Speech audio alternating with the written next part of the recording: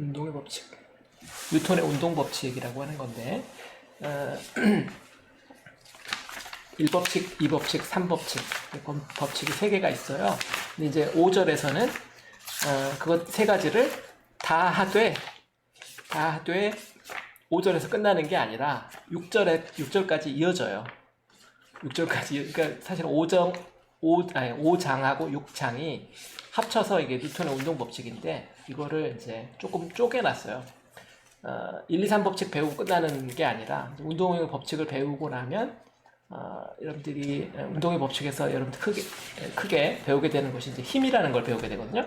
힘이라는 대상을 배우게 되는데, 힘부터 좀 이야기를 할까요? 힘, 기호로는 F, 포스 그래가지고 이 힘이라는 오브젝트를 우리가 이제 배워야 돼요.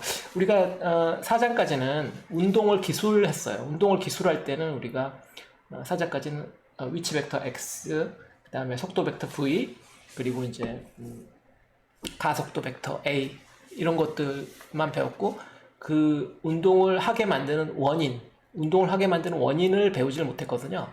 근데 운동을 하게 만드는 원인이 어딘가 있다. 그것도 외부에 운동을 하게 하는 원인이 있을 것이다 라고 생각하는 생각이 가장 중요한 생각이었던 거죠. 그게 이제 뉴턴이 생각해낸 개념이고, 우리가 흔히 이야기하죠. 사과가 이렇게 있는데 사과가 뚝 떨어졌다. 낙엽처럼 천천히 떨어지는 게 아니라 점점 빠르게 떨어지더라. 설마 뉴턴이 그걸 봤을라고, 그죠? 사과가 뭐 수십 미터 높이에 있는 것도 아니고, 뉴턴의 눈이 엄청나게 짧은 시간 간격으로 비디오를 찍어가지고 이게 점점 빨라지는 걸 봤을 리는 없는데, 이게 떨어지는 속도가 점점 빨라지는 것을 그걸 보진 못했을 거예요. 그냥 떨어진 걸 봤겠지. 근데 떨어졌는데 왜 떨어졌냐? 밑에 지구도 사과다. 지구가 큰 사과와 작은 사과가 서로 땡겨서 그렇구나. 그런 생각이었던 거죠. 근데 그걸 관점을 바꿔서 보면 이게 사과가 지구로 떨어진 건지 지구가 사과로 떨어진 건지 알 수 없는 거죠. 질량 중심 있다고 하면 이건 큰 질량, 이건 작은 질량인데, 크기만 다를 뿐, 이 둘 사이에 서로 어떤, 크다고 해서 특별히, 작다고 해서 특별히 무시되거나 그러는 게 아니니까, 서로 이게 대등해야 되니까, 이게 대등해야 되지 않을까? 그런 개념에서 이제 작용, 반작용 개념까지. 그래서 뉴턴의 1, 2, 3 법칙에 대한 모든 것들은, 뉴턴이 생각해낸 건데, 그게 시점이 참 재밌는 게, 뉴턴이 이제 대학생이었는데, 그때는 이제 물리학이 생기기 전이니까, 물리학이란 게 없을 때, 그 뉴턴 이후에 이제 물리학이 만들어졌다, 이렇게 생각하면 되니까, 뉴턴은 무슨 과였을까요? 모르겠어요. 수학과인가? 자연철학과였을까? 네, 모르겠어요. 어떤 과, 대학생이었던 건 확실한데, 흑사병이었을 거야. 유럽에 흑사병이 돌았다던가, 독감이 돌았다던가. 그래가지고, 학교가 휴교를 한 거예요. 마치 요즘처럼. 요즘 이제 온라인 이렇게 수업할 수 있으니까 수업을 하지만 옛날에는 이제 못했겠죠. 그래서 각자 방학이 된 거지. 방학이 된 건지 모르겠는데 집에 처박혀 있다가 사과나무를 쳐다보게 됐고 사과 뚱 떨어지더라. 가을이었나 보죠. 그걸 보고서 이제 생각해냈다고 하죠. 근데 그걸 보고 이제 생각해낸 거고 그걸 식으로 적어서 그걸로 이제 우주의 그 운동 법칙을 알아내는 데까지는 굉장히 오랜 시간이 걸렸죠. 그게 사고가 떨어진 것으로 끝나는 게 아니라 그걸 이제 식으로 만들고 그게 다른 사람이 믿게끔 만들 수 있어야 되기 때문에 굉장히 많은 시간이 걸렸을 거예요. 그래서 이제 뉴턴의 운동 법칙이라고 우리가 이야기를 하는데, 뉴턴의 운동 법칙 이야기가 이제 주된 이야기가 되는데, 주로 이제 힘들에 대한 이야기를 하게 돼요. 그래서 이제 뉴턴의 이야기로, 뉴턴한테 제가 수업 들은 건 아니지만 최대한 해보도록 할게요. 자, 뉴턴의 운동 법칙을 이해하려면 여러 가지가 필요한데, 지금까지 우리가 배운 것은 x 벡터, v 벡터, a 벡터밖에 없었어요. 그 다음에 이것들이 뭐 시간의 함수로 이런 것들만 알고 있었는데, 이건 이제 뭐 이것도 사실 상당 부분 뉴턴의 기여가 있지만, 미분 적분 기여가 있지만 뭐 수학이라고 치고, 그럼 뉴턴이 여기서 한 건 뭐냐, 이런 것들이죠. 질량 m, 힘 F, 이런 것들이 이제 왜 잘 정의되어 있지 않았거든. 요것들 사이의 관계, 이런 것들이 정의되어 있지 않아요. 지금 우리는 이제 다 아니까 쉽다고 생각하는데, 처음 생각하는 사람한테는 참 어려운, 가속도가 m분의 f일 것이다 라는 생각은, 이게 쉽게 해내기 어려운 생각이죠. 속도가 점점 빨라지는 걸 가속도라고 하자. 거기까지는 어려움이 없어요. 그건 수학이니까. a가 dv dt다. 여기까지는 어려움이 없는데, 이게 정의 같은 건데, a가 m분의 f일 거다. 이거는 여기서부터 물리학이죠. 여기서 힘 F라는 것이 무엇이냐? 이 사과에 작용하는 어떤 벡터 같은 거예요. 사과의 질량 중심에 어떤 벡터가 작용해서 그 벡터가 사과를 끌어당겼다, 아래로 잡아당기려고 한다, 그런 거죠. 그래서 이걸 보통 힘 F 쓰고, 우리가 지금 살펴보려는 대상이 사과라면, 사과를 기준으로 보면은 사과의 바깥쪽에서, 사과의 외부에서 얘를 잡아당기기 때문에 이걸 외력이라고 우리가 이야기하죠. 외력. 이건 사과의 기준이에요. 사과 기준에서 보면은 이건 외력이에요. 그래서 외력이 우변에 온다. 보통 그래서 그것까지 명확하게 이야기를 하면 external force, 그래서 EXT라고 보통 써주죠. external force가 작용하면 사과가 그거에 의해서 가속한다.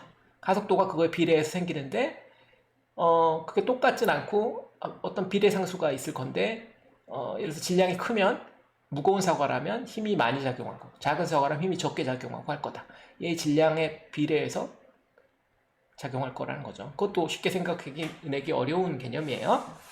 어쨌거나, 그래서 이것을 우리가 이제 F는 ma다 이렇게 기억을 하고 있죠. 근데 이건 벡터 방정식이어서, 가속도가 벡터이기 때문에 힘도 벡터여야 되죠. 질량 m은 스칼라, 질량은 뭐 킬로그램, 그죠? 알고 있으니까. 이렇게 쓰는 것을 뉴턴의 운동 법칙에서 이제 가장 중요한 법칙인데, 이거를 이 법칙이라고 해요. 이 법칙. 뉴턴의 제2법칙. 가속도의 법칙이다 그러죠. 가속도는 힘에 비례하고 질량에 반비례한다. 힘은 외력이고 질량은 가속될 물체의 질량인 거죠. 자, 이게 이 법칙이에요. 1법칙, 이 법칙 이야기했으면 1법칙 빼놓고 갑자기 이 법칙부터 이야기했나? 이게 가장 중요하니까 이거 이야기하고, 이 법칙에서 예외가 되는 상황이 발생할 수 있겠죠. 예를 들어서 외력이 0이라면, 만약 외력이 0이라면, 그런 상황이 있다면 외력이 없다 이거죠. 그러니까 지구 옆에 있는 사과가 아니라 우주의 허공에 그냥 떠 있는 사과. 만약 지구가 없다면, 그래서 지금 요 그림에서는 지구가 없다면이 될 텐데, 지구가 없는 그런 이상한 상황. 우린 그런 상황을 못 봤으니까 모르죠, 그죠? 우린 지구가 항상 있는 지구 위에 우린 평생 걸어댕겼기 때문에 걸어댕기는 게 너무나 당연해요. 근데 지구가 없다면 걸어댕길 바닥판이 없죠. 걸을 수가 없죠. 중력이 없으니까, 그죠? 근데 하여튼 지구가 없다면 이 사과 입장에서는 외력을 느끼지 못하고 떨어질 리도 없고 그럴 텐데, 그런 상황에서는 이 가속도가 생겨날 수가 없잖아요. 그러면 A가 그냥 수식적으로 0 나누기 M, 자기 자신의 질량은 변하지 않을 테니까 있고, 외력에 해당하는 이 지구가 땡기는 힘, 그게 없으니까 가속도가 0 벡터가 될 텐데, 그렇게 되면 우리가 앞에 운동의 기술에서 V와 A의 관계를 알지만, 이건 일종의 등가속도 운동이죠. V가 제로인 운동이니까, 그죠? 그러면 V를 구한다면 V는 V0 더하기 뭐 A 벡터 dt 이렇게 적분을 해서 구해야 될 판인데, A가 0이니까 V0, 처음 속도와 같은 거죠. 그래서 속도가 변하지 않는다. 속도가 변하지 않는다. 이걸 이제 관성의 법칙이라고 하죠. 이걸 1법칙이라고 해요. 이걸 1법칙.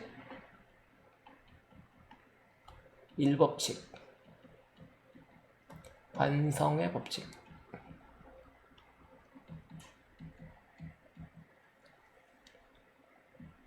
관성이라는 건 이너셜한 말을 번역한 건데 좀 어려운 말이죠.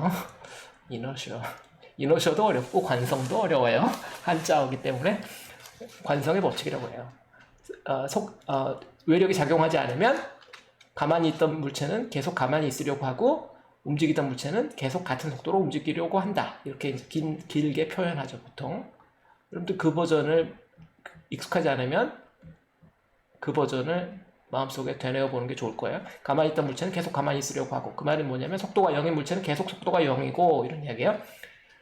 관성의 법칙. 일정한 속도가 있는 일정하게 움직이던 물체는 계속 그 일정한 속도로 움직이려고 한다. 변하지 않는다 이런 거죠. 나쁜 말이 갑자기 떠오르는데 학습과 관련돼서 말하면 선생님이 외력을 작용하지 않으면, 선생님이 학생들한테 푸시를 안 하면 가속도가 안 생겨서 공부를 안 하는 학생은 계속 안 하고 공부를 스스로 하는 학생은 계속 한다. 뭐 이런 버전이 될 수가 있어요. 이게 일상생활에 적용하기 쉬워요. 관성의 법칙이란 건. 그런 표현에서 우리가 관성이란 말을 많이 일상생활에서 쓰긴 하죠. 습관 같은 거죠. 오케이. 다시 돌아왔어요. 자, 관성의 법칙, 1법칙. 말로 되어 있죠, 이렇게. 말로 되어 있고요. 그 다음에 3법칙. 3법칙은 요 사과와 지구와의 관계에서 숨어 있어요. 아까 지구가 사과를 당겨서 사과가 아래로 힘을 받는다고 그랬는데, 지구 입장에서는 난 당기기만 하고 받기만 주고받는 게 없냐 이런 생각을 할 수 있죠. 주고받는 게 똑같이 있어야 되겠죠. 사과도 지구를 당겨요. 얼마만한 힘으로? 똑같은 크기의 힘으로. 똑같은 크기의 힘으로 지구의 중심을 당기죠. 여러분들 몰랐죠? 여러분들이 지구를 당기고 있다는 거. 얼마만한 힘으로 당기냐? 여러분들 몸무게에다 9.8 미터 퍼 제곱을 곱한 크기의 힘만큼. 그래서 여러분 몸무게가 100kg이라면 여러분들 980 뉴턴으로 지구를 당기고 있죠. 같은 힘이에요. 지구가 사과를 당기는 힘과 사과가 지구를 당기는 힘은 크기가 같고 방향이 반대다. 이게 이제 3법칙. 작용 반작용의 법칙이라는 거죠. 작용 반작용 법칙이라고 하죠. 오케이, 고마워요. 말 안 해줬으면 난 모르고 계속 할 뻔했어. 오케이. 1분 전이면은 아마 작용 반작용 이야기할 때부터라고 생각이 되고. 자, 그래서 이제 사과가 지구에 의해서 그 외력을 받는 것과 똑같은 크기로 사과나 지구나 서로 대칭적이기 때문에 어느 한쪽이 우주의 중심이 아니잖아요. 그렇기 때문에 이제 사과가 지구를 똑같이 당길 수도 있어야 되죠. 자, 그래서 이제 똑같은 힘의 크기로 사과가 지구를 당길 것이다. 이게 이제 작용 반작용이라는 생각이에요. 그게 이제 뉴턴이 생각한 생각이고, 이게 뉴턴의 3법칙. 3법칙이에요. 금방 봤다시피 이 1법칙이나 3법칙은 말로만 간단히 끝낼 수 있어요. 수식으로 표현되고 문제풀이에 많이 사용되는 것은 주로 이 2법칙이죠. 뉴턴의 2법칙. 그래서 이제 뉴턴의 운동법칙 그러면 보통 이 2법칙 F는 ma 이걸 가지고 하는데, 주의할 점은 이건 이제 지금 제가 한 이야기는 초중고에서 이미 다 여러분들이 배웠거나 이미 하여튼 아는 이야기들이죠. 수없이 수많은 사람들이 이 이야기를 했을 테니까 이제 아니고도. 그래서 이거 아는데 이제부터 이제 그 대학교에서 문제를 풀기 위해서 물리학을 배우기 위해서 요 뉴턴의 운동법칙을 다 아는 걸 왜 하냐 그러면 요 이야기는 이제 요 이야기로 시험 보진 않는데, 여기서 이제 어려운 점들이 뭐냐면, 여기서 이제 시험을 볼 때 어려운 점들이 뭐냐면, 문제 푸는 도구로서 우리가 이걸 사용하게 돼요. 문제 해결을 위한 도구. 그게 이제 가장 문제 해결을 위한 도구로서 뉴턴의 이 법칙을 사용하게 되는데, 그럼 문제라는 게 무엇일까요? 주어진 문제라는 것이 상황 같은 거예요. 예를 들어서 여러 가지 외력이 주어지는 상황이 있을 수가 있어요. 힘이 종류가 여러 가지예요. 그 힘을 먼저 좀 나열을 해볼까요? 그 힘들이 이게 들어오게 되면 그 힘에 의해서 이제 가속도가 생겨나게 되는데, 사람들이 보통 F는 ma 이렇게 말하면은 마치 F가 종속 변수 같잖아요. 보통 Y는 fx 이런 형태로 쓰기 때문에 좌변에다가 F를 쓰면은 마치 F가 종속 변수 같은데, F는 보통 주어지는 우변 값이에요. 다시 말하면 A 벡터는 힘을 구하고 그걸 질량으로 나눠서 구해야 돼요. 이쪽 방향으로 보통 하게 돼요. 힘을 구해서 그걸 가지고 A를 구하게 돼요. A를 주고 F를 구하는 게 아니라 힘을 가지고 A를 구해야 되는 경우가 대부분이란 말이에요. 그래서 문제 해결의 도구라는 것은 앞에서 여러분들이 1장부터 4절까지 이 힘 말고 위치, 속도, 가속도 요거 세 가지를 배웠는데 이 중에서 요 A를 알면은 속도와 위치를 계산해낼 수가 있잖아요. 이걸 이제 그 운동을 기술한다, 운동을 해석했다, 우리가 그렇게 이야기를 하는데 그 가속도를 주지 않고 힘이 주어져도 힘으로부터 가속도를 구해서 요 x나 v까지 구해낼 수 있는 그런 방식으로 문제를 우리가 해결하게 된다 이 말이에요. 그래서 역학 문제의 상당 부분은 힘을 사용해서 이제 문제를 풀게 되고 계속 그런 건 아니고 여러분들 책으로 보면은 한 7장, 8장 많이 보면 9장까지가 이제 힘을 사용하고 그 다음부터는 또 에너지 사용하고 그래요. 힘과 에너지를 기본적으로 사용해서 문제를 푸는데 상당히 많은 문제는 이게 힘을 사용해서 문제를 풀어요. 그게 문제 해결 도구인데 문제 해결 도구인데 이게 벡터로 되어 있죠. 힘이 어느 한 방향으로만 주어지는 게 아니라 이제 X방향, Y방향, Z방향 여러 방향으로 주어질 수 있고 그걸 여러분들이 찾아서 계산해야 돼. 그래서 그걸 사용해서 가속도를 구해야 된다. 그게 이제 마스터 플랜이에요.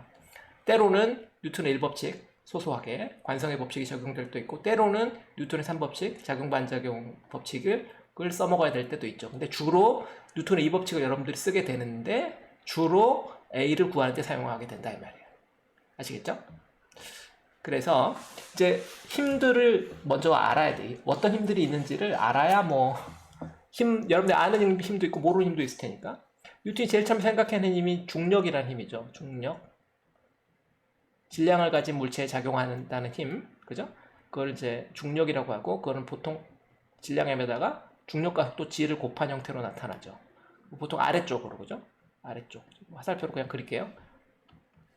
이렇게 작용해요. 방향 벡터로 표시한다면 마이너스 mg j 벡터 방향이 되겠죠. 이런 힘이고 이건 대표적인 힘이죠. 질량 그 다음에 중력과 속도 g 9.8m/s의 제곱 그걸 곱한 만큼의 힘이 작용하게 된다. 그런 이야기죠. 이건 가장 쉬운 힘이고 그게 다냐? 아니죠. 많아요. 하나씩 나중에 순서대로 나오지만 일단 처음 나온 상태에서 해볼게요. 중력과 많이 다르지만 또 중요한 힘이 용수철의 힘이 있어요. 용수철의 힘 우리가 보통 그렇게 이야기를 하는데 이거는 마이너스 kx 이렇게 이야기하고요. 마이너스 방향이라 이거 힘이니까 벡터일 텐데 문제는 용수철이라는 건 보통 1차원이잖아요. 이게 벽에 용수철이 이렇게 묶여 있다고 하면은 여기에 어떤 물체를 달고 그 물체를 잡아당겨서 x만큼 잡아당겨서 당긴 상태에서 보면은 이게 용수철이 반대로 마구마구 당기고 있어요. 그 힘의 크기가 kx고 방향이 내가 당기려는 방향과 반대이기 때문에 마이너스 부호를 붙인 거죠. 그래서 마이너스 kx라고 보통 기억을 해야 되고 마이너스 부호가 앞에 좀 이상하게 써졌는데 마이너스 kx 자 이게 이제 용수철의 힘이라는 거예요. 대표적인 복원력이죠. 왜 복원력이라고 그러면 이 복원력이라는 이름은 힘의 유형을 말하는 거예요. Restoring force. 원래 상태를 복원하려고 한다. Restoring force의 그냥 직역이에요. 복원력이라는 것은. 왜 복원력이라고 하냐면 지금 원래 그 용수철이 처음에 어떤 외력도 작용하지 않았을 때 이 위치에 있었는데 이 질량 덩어리가 잡아당기면 그걸 방해하는 방향 반대 방향으로 원래 위치로 돌아가려고 복원하려고 반대로 이렇게 당기는데 반대로 이 용수철을 내가 밀어 넣으면은 억지로 밀어 넣잖아요. 그러면 용수철이 압축이 돼 가지고 반대로 용수철이 되밀려고 해요. 이쪽 방향으로 힘을 작용하죠. 그것도 이제 지금 변이가 마이너스니까 이때는 변이가 x가 마이너스가 되니까 이때는 힘은 마이너스 kx는 플러스 방향이 되는 거죠. x가 음수니까 이건 당길 때, 이건 밀어 넣을 때. 그래서 어쨌거나 양쪽 다 이 기준, 처음에 최초의 기준 위치를 기준으로 당기려고 하면 안 당겨지려고 하고, 밀어 넣으려고 하면 안 들어가려고 하고. 그래서 이제 복원력이라고 해요. 복원력. 원래 상태를 복원하려고 한다. 리스토어 포스. 일종의 이런 힘들을 이제 복원력이라고 하는데, 복원력의 한 종류고, 그 다음에 크기와 방향을 보통 마이너스 kx 이렇게 쓰고 만다. x라고 쓰기에도 뭐 하고, 그래서 방향을 안 썼지만 힘이기 때문에 방향이 있어요. 1차원적인 방향이 있으니까 그걸 항상 생각을 해야 되고요. 그 다음에 용수철의 힘과 아주 비슷하지만 그게 용수철의 힘과 똑같은 원인이라는 걸 사람들이 잘 모르는 힘인데, 장력이라는 힘이 있어요. 장력. 텐션이라고 그러는데, 텐션. 장력은 기호가 T고요. 이거는 T는 무엇이다 이렇게 쓰기가 참 어려워요. 장력도 좀 설명이 많이 필요해요. 장력이란 건 어떤 거냐면, 그래서 천장에 어떤 물체를 줄에다가 이렇게 매달아 봅시다. 질량의 민 물체를 매달아 봐요. 그러면 중력 작용하겠죠. 중력이 여기 이 물체에 작용하겠죠.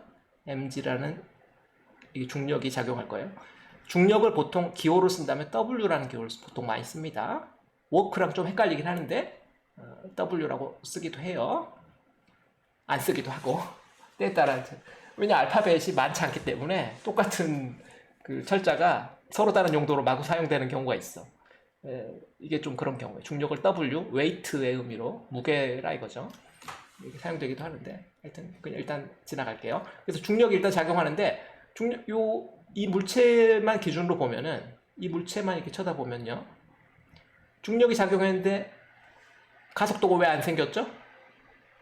가속도는 힘을 질량으로 나눈 거라고 했는데, 이 물체 가속도 생겼으면 밑으로 움직여야 되는데 안 움직이고 있잖아요. 가만히 있죠?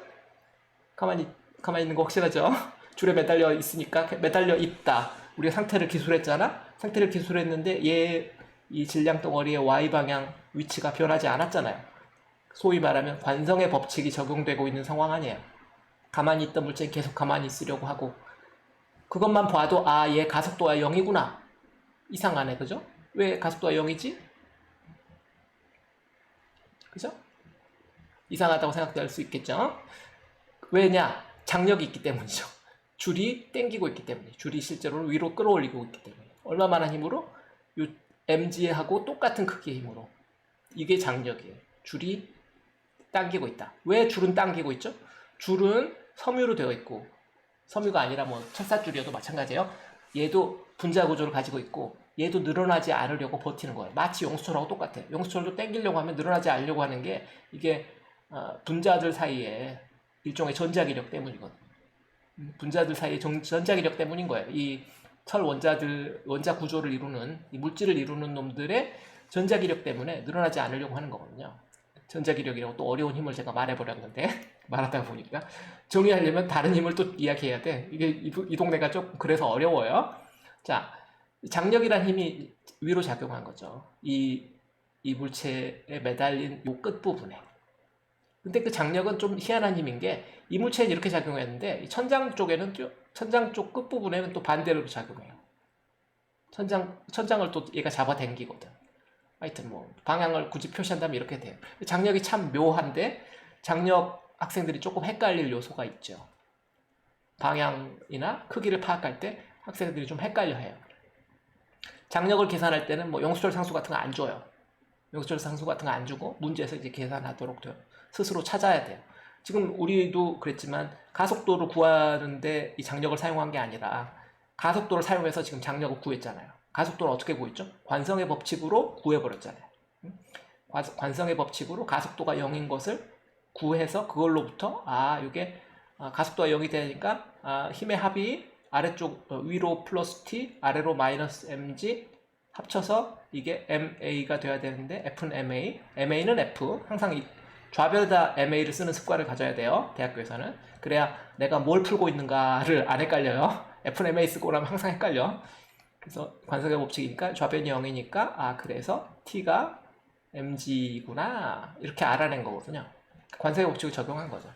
자, 이런 장력 같은 것도 있고, 그 중력, 용수철의 힘, 장력. 뭐 이 정도만 해도 상당히 많이 배운 것 같은데 또 이제 마찰력이라는 것도 여러분들이 나중에 배우게 되죠. 마찰력. 다 지금 이야기할 수는 없고 이제부터 나열합시다. 수직항력, 수직항력, 노멀 포스라는 건데 수직항력, 어떤 면이 물체를 밀어내는 힘이에요. 수직항력이라고 그래요. 수직항력이라는 힘도 있고 그 다음에 이제 특정한 외력은 아니지만 우리가 그 힘의 유형으로 구심력 뭐 이런 말도 쓰긴 하죠. 구심력 이런 말도 쓰고 나중에 배우게 될 전자기력 등등. 힘은 되게 많아요. 힘은 유형이 많아요. 힘은 유형이 많아서 그거를 그거의 대부분을 역학 파트에서 필요한 만큼을 당분간 몇 챕터에서 배우고 그게 이제 문제를 풀 때 어떻게 적용되는지를 연습하게 된다 이 말이에요. 그 연습하는 것을 이 운동의 법칙 단원, 힘과 운동이라고 보통 우리가 이야기를 하죠. 그래서 이제 처음부터 이걸 내가 이거 모르겠다 지금 요 힘들 하나하나 이게 당연히 모르죠. 처음에 배우면 다 몰라요. 근데 그 하나씩 우리가 그 힘들이 어떻게 되는 힘들인지 가르쳐주고 그게 적용되는 방법을 가르쳐주고 뭐 이러죠. 그런데 지금 뭐 나중에 시간이 또 없을 수도 있고 그러니까 좀 큰 픽처를 먼저 좀 이야기한다면 이런 힘의 종류는 다양하지만 물리학에서 알아낸 바로는 자연에 존재하는 힘은 4가지 종류밖에 없어요. 중력, 그 다음에 전자기력, 그 다음에 이제 약한 상호작용력이라는 힘이 있어요. 약한 상호작용력인데 력이란 말도 보통 잘 안 쓰죠. 그 다음에 강한 상호작용.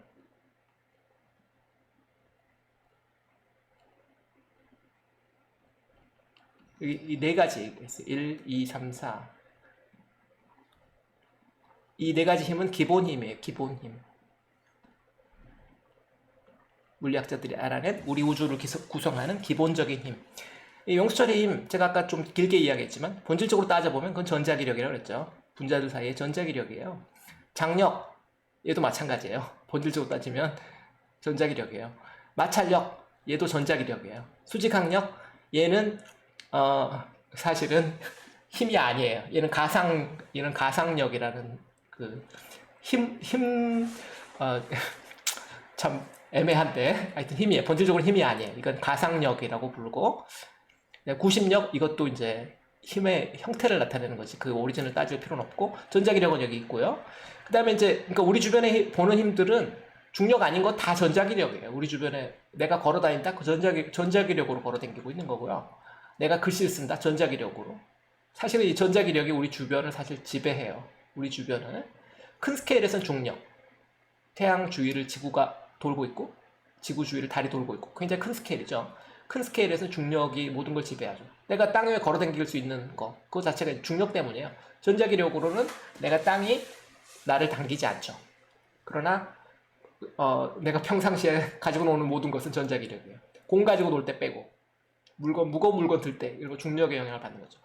약한 상호작용이나 강한 상호작용력은 굉장히 작은 스케일에서 약한 상호작용은 이제 중성자와 전자, 뭐 양성자 요것들 사이에서 작용하는 정도로 굉장히 핵력이라고 보통 부르는 그 원자 핵을 구성하는 양성자, 중성자, 전자 이런 것들 사이에서 상호작용이에요.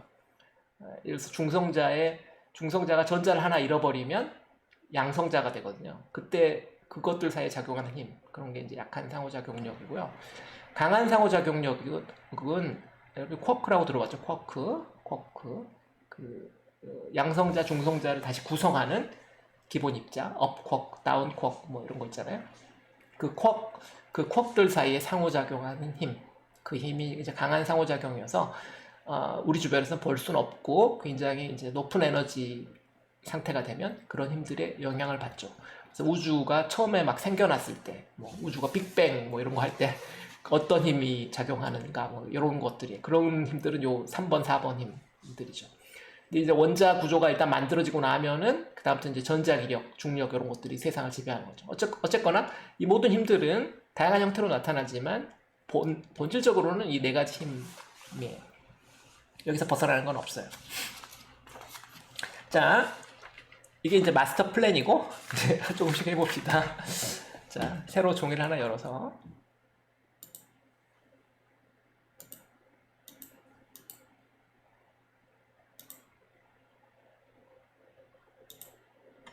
자, 5장에 이제 1절에 보면 힘의 벡터적인 성질 이야기가 좀 있는데 힘 벡터라고 제가 쓸게요. 힘은 기본적으로 벡터이기 때문에 벡터라는 것은 덧셈이 가능해요.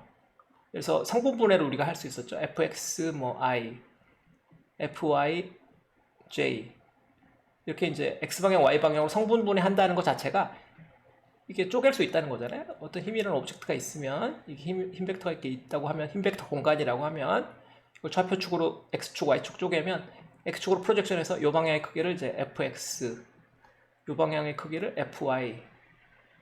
그러면 이 두 벡터를 합치면 평행사 변형법 또는 머리에 꼬리 이때기법 하면 이 벡터가 된다. 그 fxi라는 벡터와 fyj라는 벡터를 더하면 f가 되는 것처럼 이런 한 힘도 이렇게 분해할 수 있지만 이런 경우도 있을 뿐만 아니라 여러 힘이 더해져 있을 수도 있어요. 여러 힘을 더해서 또 다른 힘을 만들 수도 있어요. F1이란 힘과 F2란 힘이 있어서 F라는 합력이 될 수 있어요. 이거 이제 우리 합력이라고 부르는데 합력이란 말은 따로 쓰기도 하고 안 쓰기도 해요. 굳이 합력이다는 걸 열심히 표현하려면 표시를 하죠. net force다. 이런 말 쓰기도 하는데 안 써도 무방해요. 말 안 해도 이게 당연히 합력이지. 왜냐하면 벡터는 항상 합쳐야 되니까. 벡터는 합쳐질 수 있는 거니까. 벡터가 합쳐진다는 건 어떤 뜻이냐? 책에 보면 이제 그림들이 있는데 그 그림을 저는 이제 다른 용도로 좀 사용해 볼게요. 책에 보면 이런 그림이 하나 있을 거예요. 이 유모차가 있어가지고 여기에 애가 이렇게 타 있고 유모차가 바퀴가 있고 손잡이로 이렇게 어른이 끌고 있어요.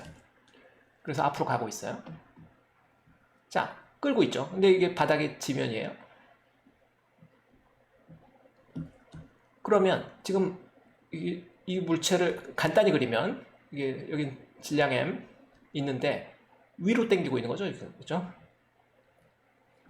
지금 사람이 당겼으니까 힘을 작용했는데 이 방향으로 작용하고 있단 말이에요. 이걸 F1이라고 하고, 근데 여기 물체가 있어요. 이 물체가 지금 수레와 악이 포함한 물체인데 이 질량 m이라고 하고요. 여기가 지면에 놓여 있는데 지면에서 아래 방향으로 무슨 힘이 작용하면 중력이라는 힘이 작용하죠. mg. 이 질량에다가 중력과 곱한 게 중력이라고 했잖아요. 근데 이 힘 두 개 합치면 어때요? 평행사 변형법을 쓴다고 하면 이렇게 이 두 개의 힘으로 평행사 변형을 만들면 땅 밑으로 얘가 가속을 해야 되네. 그죠? 이게 합벡터죠?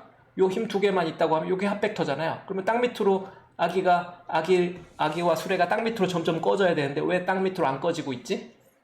이유는 뭐냐 하면 얘가 땅 밑으로 안 꺼지게 하는 힘, 소위 수직항력이라는 게 작용하거든요. 수직항력이란 건 위로 작용해. 면에서 물체를 밀어내는 힘이거든요. 그래서 이 바닥면이 물체를 밀어내는 힘이 수직항력인데 이 위쪽으로 작용하게 되는데 그 힘의 크기가 절묘해야 돼요. 왜냐하면 얘가 꺼지지 않아야 되니까. 얘는 결과적으로 수평 방향으로 가속해야 되니까 결과적으로는 힘의 합벡터가 이쪽으로만 작용해야 될 거거든. 이게 F 결과가 돼야 돼요. 이게 네트가 된다 이 말이에요. 수평 방향으로만 작용해야 되니까 그러려면 요 수직 방향 성분, 이 성분이 딱 사라져야 되겠죠. 요 성분이 사라질 만큼만 위로 당겨야 돼요. 요 중력보다는 약간 작게.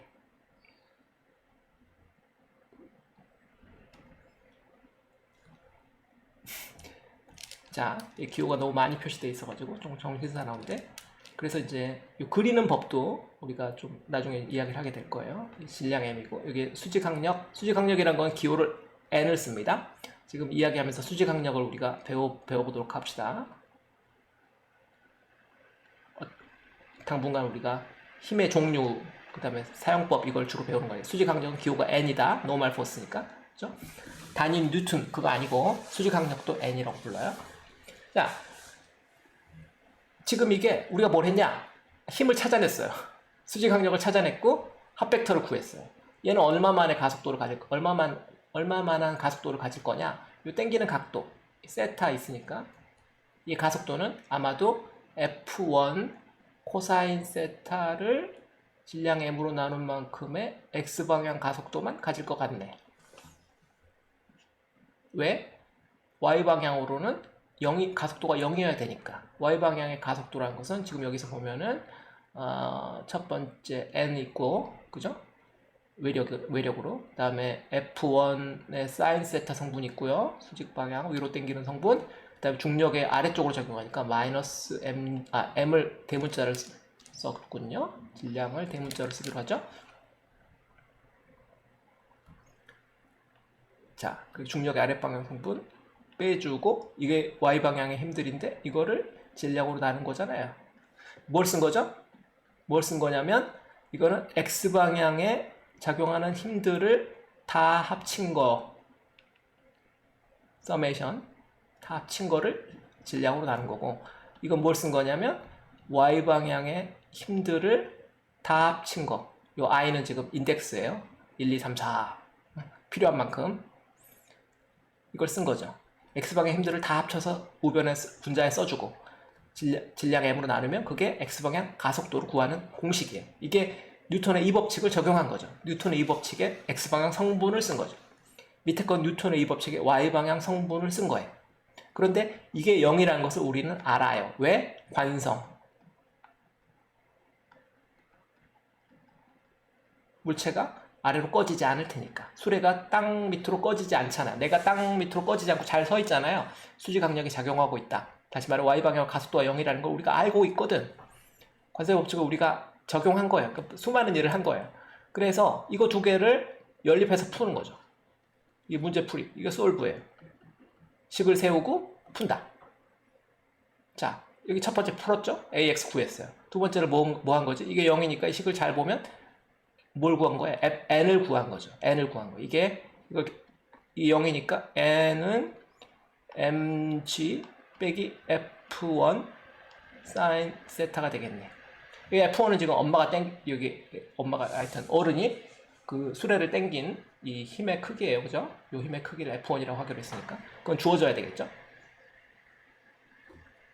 자, 그래서 미지수를 해결한 거죠. 식이 두 개야? 미지수 두 개 해결할 수 있죠. 미지수 뭐 해결했죠? AX 구했고 N 구했어요.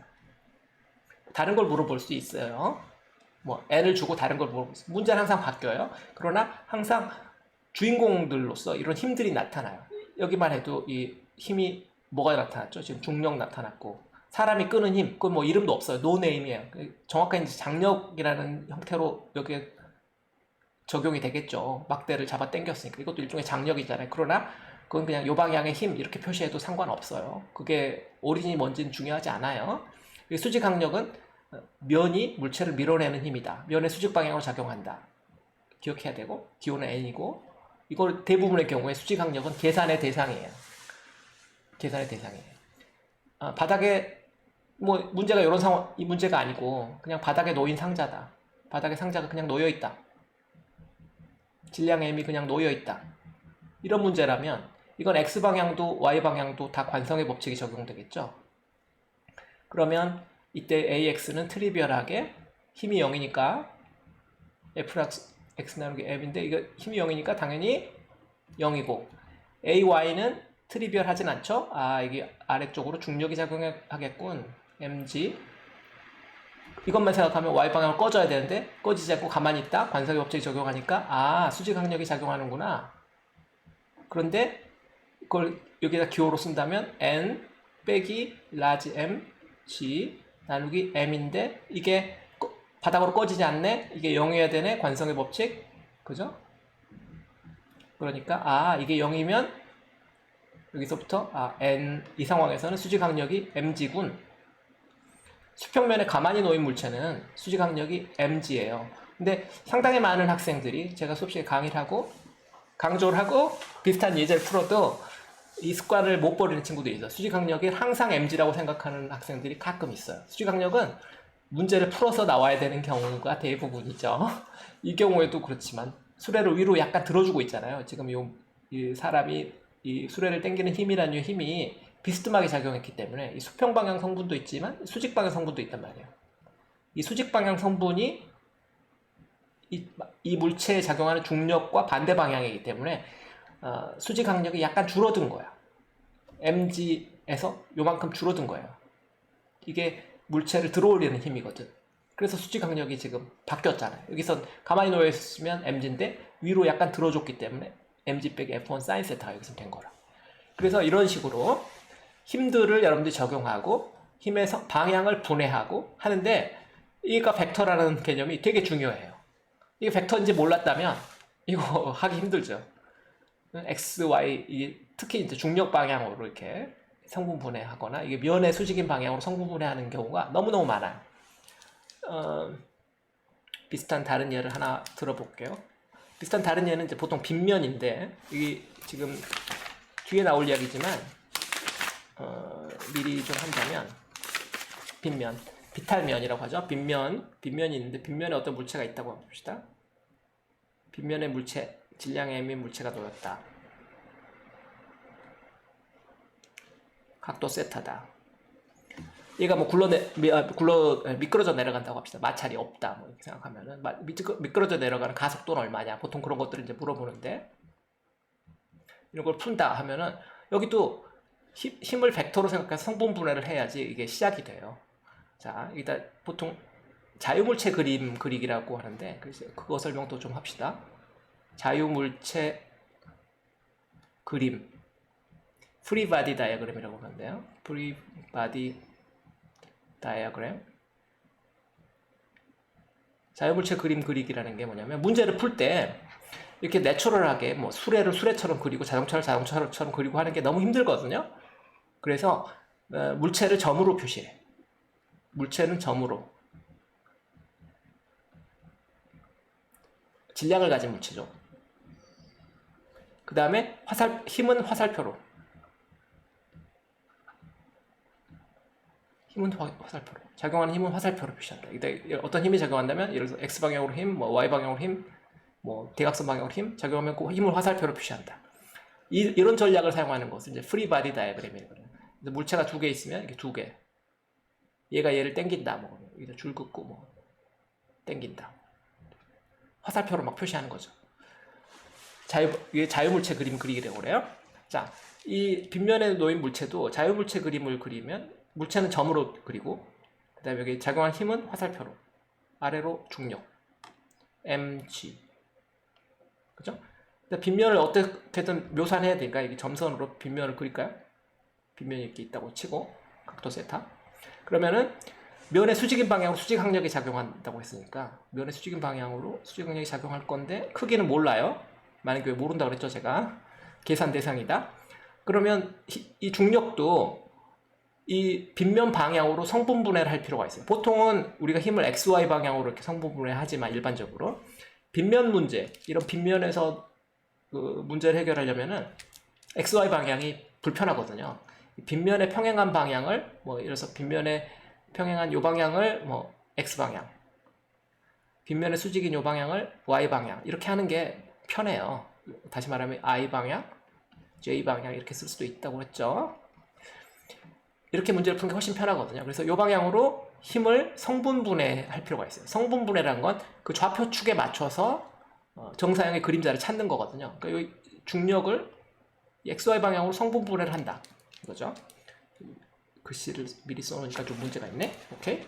mg를 아래다 써야 되겠다. mg고 이 XY 방향 성분분해 하려니까 X 방향 성분분해한 성분의 길이는 이거죠. 그렇죠? 이거다. Y 방향으로 성분분해한 성분의 길이는 이거죠. 이거죠. 각도가 필요하죠. 여기 삼각형이었고 이쪽이 세타였으니까 여기 90도고 그죠? 등등 생각하면 여기 각도는 몇 도일까? 여기 각도는 여기가 세타예요. 세타. 이쪽이 세타예요. 그래서 이 면을 누르는 힘이라고 우리가 표현하는데 면을 누르는 힘, 이 힘의 크기는 mg 코사인 세타가 되고 면에 평행하게 굴러내려가려는 힘, 면에 평행한 요 방향의 힘은 mg 사인 세타가 되죠.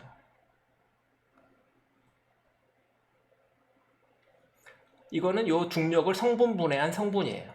아시겠죠? 그래서 mg라는 힘은 방향을 제가 화살표를 그냥 벡터를 이런 식으로 표시하기로 한다면 요 힘을 mg 코사인 세타라는 힘과 mg 코사인 세타는 마이너스 j 방향 힘이죠?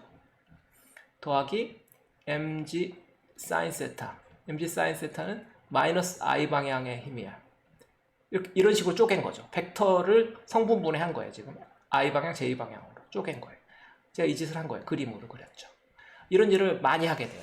그래서 벡터 개념을 사용하고 성분분해를 사용하고 그런 다음에 이제 이걸 가지고 이제 문제를 풀다. 여기서 이제 수직항력 구하고, 그죠? 이 물체가 위아 상하 방향으로 꺼지거나 뭐 어떻게 하지 않으니까 이제 이 i 방향, j 방향으로 얘 운동 방향 조식을 이제 세워보면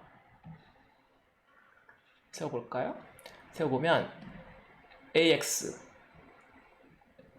x방향 운동 지금 x방향으로 작용한 힘은 뭐 있죠? 왼쪽으로 mg 사인 세타가 작용했죠? 그걸 질량 m으로 나눈다. 아, 됐네? 마이너스 g 사인 세타. 그죠? y방향의 가속도는 y방향 힘 플러스 방향으로 라지엔 마이너스 방향으로 mg 코사인 세타 이걸 질량으로 나눈 게 가속도인데 가속도가 0이죠? 왜? 관성의 법칙 물체가 면 아래로 상하 방향으로 요 면의 수직인 방향으로 꺼지거나 위로 솟구치지 않으니까 이 빗면을 따라 움직이니까 y방향으로 가속도가 없어야 되잖아요. 그러니까 이거는 0이어야 된다. 그래서 여기서 n은 mg 코사인 세타여야 되는구나. 이걸 알게 된 거죠. 이걸 가속도를 알아냈고 마이너스 g 사인 세타라는 거. 그 다음에 수직 항력을 알아냈죠. 이 문제를 푼 거예요. 그러니까 문제를 푸는 데 있어서 이런 것들을 보통 구해야 되거든요. 빗면에 놓인 물체, 뭐 가속도 그걸 가지고 뭐 그 다음에 속도도 구하고 위치도 구하고 문제에서는 항상 문제의 키는 제일 처음에 구하는 키는 대부분의 경우에 가속도예요. 가속도는 바로 힘에서 구할 수 있으니까 F는 ma니까 A는 m분의 F니까 A를 제일 처음 구할 수 있기 때문에 문제에 주어진 상황에서 힘을 가지고 문제를 시작하게 되는데 시작할 때 제일 처음에 여러분들이 부딪힌 문제가 이 성분분해 문제예요. 힘이 벡터라는 것 이게 되게 중요한 요소인 거예요. 벡터니까 서로 여러 가지 작용하는 힘이 있으면 그것들을 더하고 합력을 써야 되죠. 넷포스를 성분별로 쓴다. 이게 이제 구체적인 전략이에요. 이걸 문제 하나하나마다 이게 이런 문제도 있고 저런 문제도 있고 다 외울까? 그건 불가능하죠. 불가능해. 그림 조금만 다르게 그려도 다른 문제가 되니까. 저는 다른 문제 만들 수 있어요. 여기다 오른쪽으로 힘을 가할 수도 있는 거고 위아래로 눌러도 되고요. 여기다 용수철 하나 걸어도 되고요. 문제를 바꾸는 방법은 수만 가지가 있어요. 그래서 이걸 한 가지 패턴을 가지고 이게 패턴으로 이걸 공부하기 너무 어려워요. 그래서 뉴턴의 운동 법칙을 이 성분분해에서 문제를 푼다는 건 전략이지 그러니까 거대한 전략이지 전술이 아니에요. 매번 그냥 우리가 이렇게 이것도 이렇게 할 수도 있고 저렇게 할 수도 있고 매번 바꾸는 그런 전술이 아니에요. 거대한 전략이다. 아시겠죠? 자, 그래서 이제 우리가 힘을 성분별로 쪼개서 하는 이야기를 지금 조금 해봤고요. 그 다음에 중력 이야기는 대부분 했고요. 작용반작용 이야기를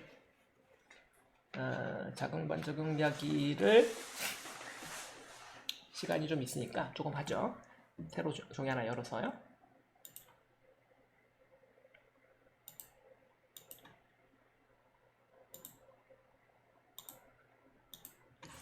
자, 여러분 책에는 그게 이제 6절인데 작용 반작용 그래가지고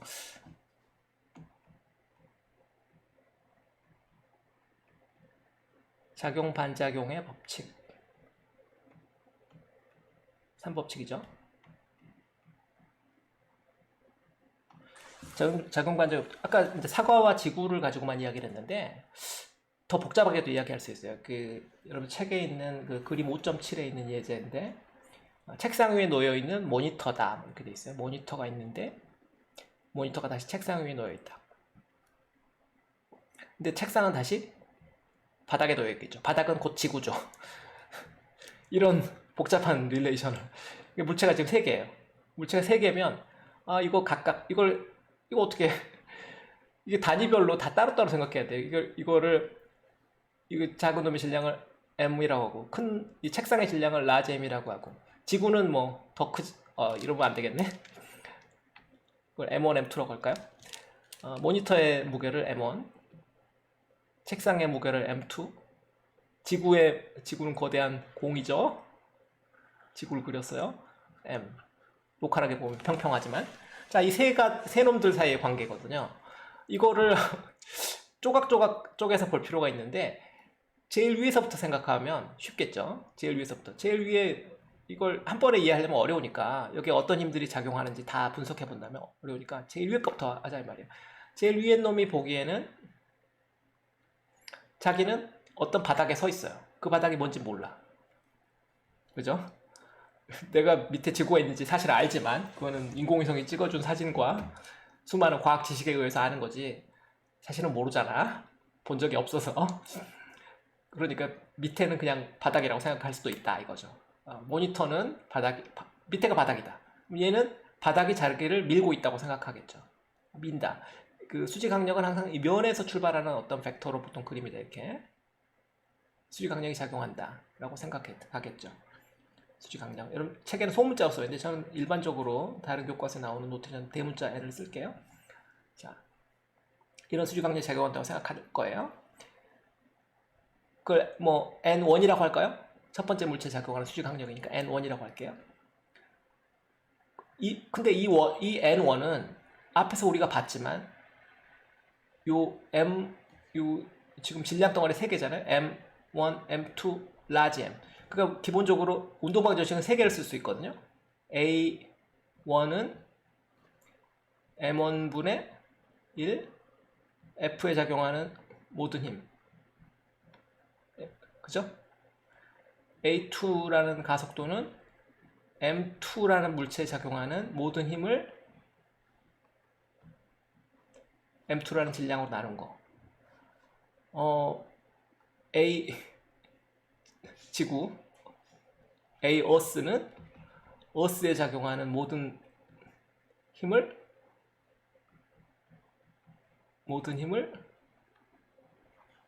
어스의 질량으로 나눈 거. 기본적으로 방정식 3개 세울 수 있는 거예요. 벡터 방정식이니까 성분이 있다면 여러 개로 쪼개지겠지만 그런데 그 중에서 이 첫 번째 질량 M1을 기준으로 가속도 법칙, 이 법칙 항상 제일 중요한 법칙이 이 법칙이니까 걔를 써본다면 A1이라는 가속도는 여기 작용하는 힘 일단 N1이 작용하는 걸로 보이고 위로 작용하고 있고요. 여기 또 다른 힘이 있죠. 아래로 작용하는 중력 있겠죠. M1G가 작용할 테니까 이거 무게중심에 작용해야 되는데 제가 나란히 그릴 수가 없어서 제가 옆에다 그렸어요. 보통 한 중심에다 점을 찍어서 그려요. 이게 힘들면 그냥 점을 이렇게 찍고 자유물체 그림을 그리는 거죠. N1 아래로 M1G 이렇게 써주는 거죠. 방향까지 쓰고 싶으면 여기다 화살표 써주든지 그게 중요하지 않고요. 어쨌거나 빼기 M1G 이걸 위쪽으로 Y방향, J방향으로 하면 이렇게 쓰겠죠. 그 다음에 나누기 M1 그런데 내가 안 움직이고 있네? 관성이네? 제로네? 관성 그죠? 그러면 좌변이 0이니까 우변도 0해야 되네? 따라서 N1은 이항하면 M1G J다. 크기는 중력과 같고 방향은 반대다 이 말이죠. 방향은 위로 가니까. 수직강력을 구한 거에 되는 거죠. 자, 이번엔 두 번째 물체. 책상은 어떤 생각이냐? 책상은 위에서도 밀고 아래서도 당기고 뭐 복잡하다. 나는 복잡하다. 이렇게 생각하겠죠. 그죠? 위에서 밀고, 위에서 물체가 아래로 밀어요. M1G라는 힘으로 밀어요. 그죠? 근데 얘는 그거에 의해서 밀리지 않고 다시 되밀죠? 수직 강력. 좀 전에 구한 힘 N1. 아, 요 둘이 크게 같네? 요 힘은 합력이니까 아무것도 없는 것 같지만 또 그런 게 아니에요. 좀 이따 보면 알아요. 아, 그러면 나는 밑에 지구가 나를 당기는데, 지구가 나를 당길 때는 얼마만으로 힘으로 당길까? 내 무게만으로 당길까? 아니죠. 요 위에 물체가 요 미는 힘에 합쳐져서 지구가 날 당겨요. 요 N1이라는 힘은 위에 작용하고 말았지만 요 M1이라는 힘이 사라진 게 아니에요. 그래서 요 물체는 책상이죠. 책상에 작용하는 힘을 따지려면 상당히 복잡해요. 그래서 얘를 써봅시다. A2 책상의 가속도는, 이것도 당연히 0인데 0인 건 당연하죠. 그러면 도대체 바닥이 책상을 얼마만큼의 수직 강력을 밀어야 되냐, 이거가 지금 이슈거든요. 이번엔 지구가 책상을 얼마만한 수직 강력으로 되밀어야 되냐.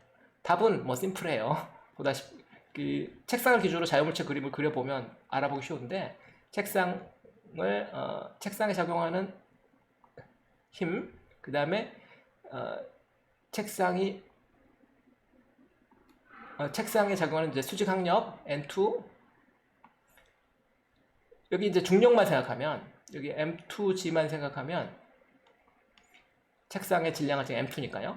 M2만 사용해서 책상에 M2라는 중력이 작용하니까 수직 강력이 M2인가? 이렇게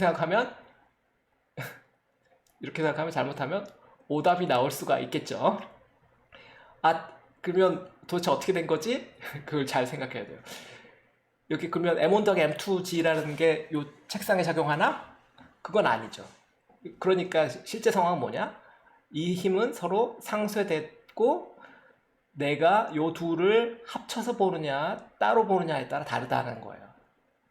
합쳐서 보느냐 따로 보느냐에 따라 다른데, 이 둘을 합쳐서 보면요, 먼저 합쳐서 보는 버전부터 하면은, 합쳐서 보면은 문제가 좀 단순해요. 합쳐서 보면 이 물체를 이렇게 그릴 게 아니라 그냥 질량은 M1 더하기 M2 합쳐졌으니까 이런 걸 이제 개 시스템으로 본다고 그러는 건데, 이렇게 보면 이거에 작용한 중력은 M1 더하기 M2G인 게 당연할 거 아니에요?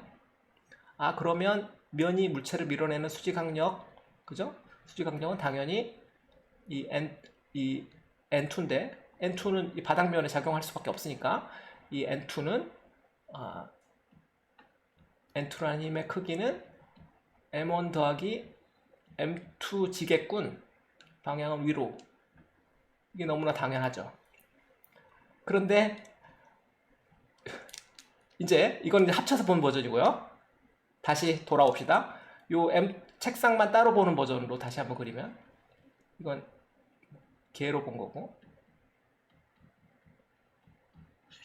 이건 M1이라는 물체만 기준으로 본 거고, 이번에 M2라는 물체 기준으로만 보면은 어떤 상황이냐면, 이제 결론적으로 이게 N2는 이 값이 맞을 테니까 여기다 이제 자유물체 그림만 그려보면은, 얘는 어떻게 된 거냐면, 아래에서 지구가 얘는 질량 M2니까 M2G라는 중력으로 당겨요. 그런데 얘는 지구가 그거에 지면이라는 면이 반작용으로 밀었는데, 이거보다 더 큰 힘으로 자기를 민 거예요. 오케이? 보면 어떻게 되지?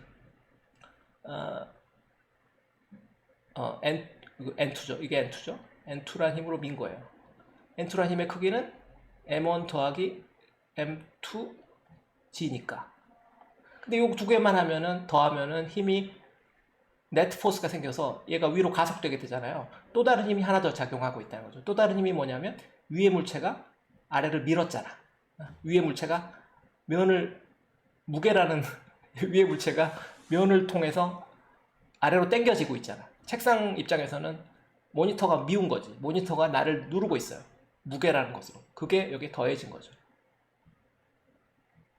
이게 외력인 거죠. 이것들이 각각 다 외력이에요. 이것도 외력, 이건 모니터가 작용하는 외력, 요거는 뭐예요? 오른쪽은 지구가 작용하는 외력, 이거는 지면이 작용하는 외력, 수직압력. 이것들이 결국 다 합치면 합력 0이지. 아, 그래서 나는 안 움직이는구나. 아, 그래서 나는 움직이면 안 되는구나. M2 분의 요 힘의 합 Fnet 제로, F2넷은 제로니까. 그래서 아, 나는 안 움직이는구나라는 걸 정확하게 알게 되는 거죠. 그래서 이 작용 반작용의 법칙은 이렇게 물체가 2개 정도 있을 때는 괜찮아요. 지면 위에 물체 이런 2개니까 뭐 하나라고 볼 수도 있겠네. 근데 면이 이렇게 2개 이상 되면요 상당히 혼란스러워요. 상당히 혼란스럽고 생각을 잘해야 돼. 눈을 부릅뜨고 해야 돼. 안 그러면 틀린 가속도를 얻게 돼요. 막 책상이 날아가게 돼. 책상 위로 붕 뜨고 막 이렇게 돼요. 수직압력만 보면 되게 황당하거든요. 책상을 밀어내는 힘은 이 수직압력이 맞거든. 이건 틀리지 않아요. 이 수직압력이 맞기 때문에 이거 2개만 보면은 내가 붕 위로 날아가야 되나? 이런 생각할 수 있어요. 이 힘을 빠뜨리기 쉽죠. 근데 이 힘을 넣을 때 왜 여기 그러면 내가 얘를 밀어낸 힘 N1은 안 넣냐? 이제 그게 이제 문제죠. 그래서 이 수직압력이란 힘을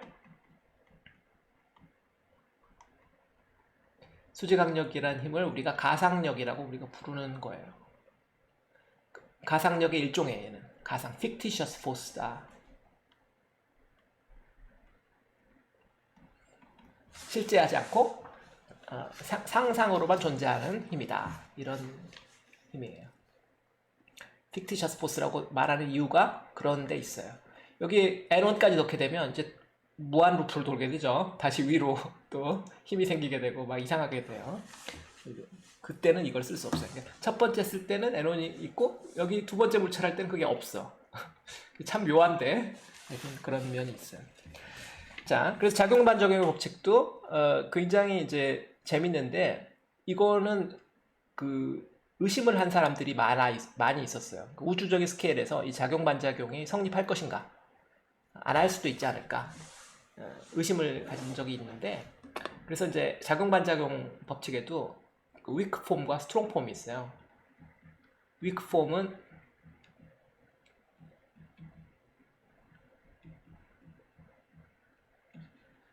뭐냐면 크기만 갖고 방향은 크기는 갖고 방향이 반대인데 축이 틀려도 된다 그런 거죠. 이렇게. 작용 반작용 관계인데 이게 서로 라인선상에 있지 않아도 된다. 이게 이제 위크 폼, 약한 형태의 작용 반작용이고, 스트롱 폼은 힘이 크기가 갖고 작용 반작용은 힘이 갖고 크기가 반대인데 정확하게 그 축도 일치해야 된다. 라인선상도 일치해야 된다. 이게 스트롱 폼의 작용 반작용이에요.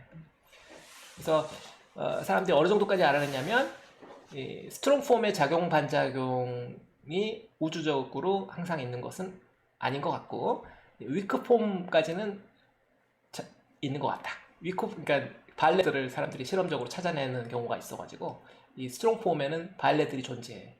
위크 폼까지 확장을 하면은 작용 반작용의 법칙은 항상 맞다. 그게 지금까지의 제가 알고 있기로는 지금까지의 물리학자들이 찾아낸 결론이에요. 그러니까 작용 반작용도 잘 맞는 것으로.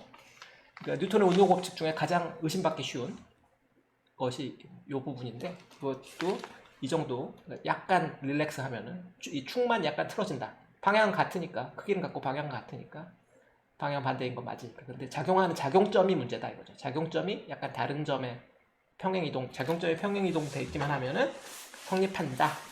그게 지금까지 현재 지식이에요. 자, 오늘 뭐 첫 시간 5장 첫 시간이고 그래서 말을 많이 한다고 진도를 별로 못 나갔는데, 오케이. 다음 시간에 예제와 함께 7절부터 또 이어서 해보도록 하죠. 오늘은 이 정도 하고 다음 시간에 7절부터 예제와 함께 한번 해보도록 합시다. 오케이, 수고했고요.